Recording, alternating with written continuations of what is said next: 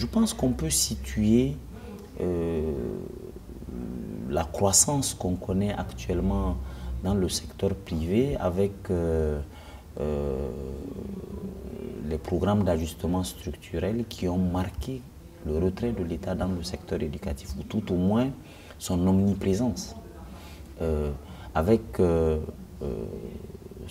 les programmes d'ajustement structurel, c'est l'État qui a diminué les dépenses d'éducation. Et puis, il faut dire que concomitamment, il a encouragé le développement d'un secteur privé de l'éducation lui-même, se sentant incapable, au fond, de prendre en charge toutes les demandes d'éducation. Donc, aujourd'hui, en même temps que le public connaît une certaine crise, avec les grèves des étudiants, avec l'insuffisance des ressources, avec le détournement des enseignants qui pratiquent désormais, avec les démocratisations d'autres métiers, beaucoup les meilleurs sont allés dans le champ de la politique. Le privé, quelque part, a attiré les parents d'élèves qui étaient prêts à payer pour que les enfants reçoivent une meilleure éducation.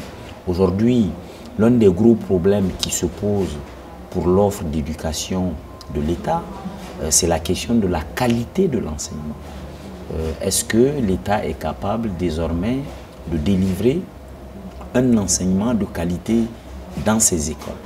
Nous assistons à la remise en cause de la qualité de l'éducation qui est délivrée dans les structures étatiques d'enseignement. Il faut reconnaître quand même que les universités continuent, de ce point de vue, de garder une certaine, disons, une qualité relative par rapport aux universités privées, mais les universités privées se battent pour rester dans les standards publics les plus performants, et il est clair que c'est tout le secteur étatique de l'éducation qui est mis en question et qui est interpellé dans le type de service qu'il délivre.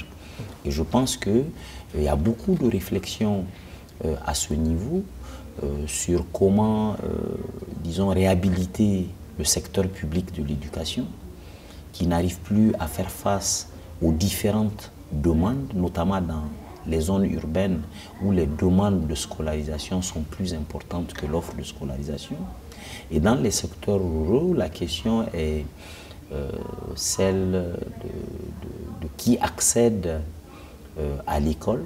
Et ensuite, c'est sur la capacité de l'État à affecter des maîtres qui restent dans les espaces ruraux. Et je pense que c'est de nouveaux défis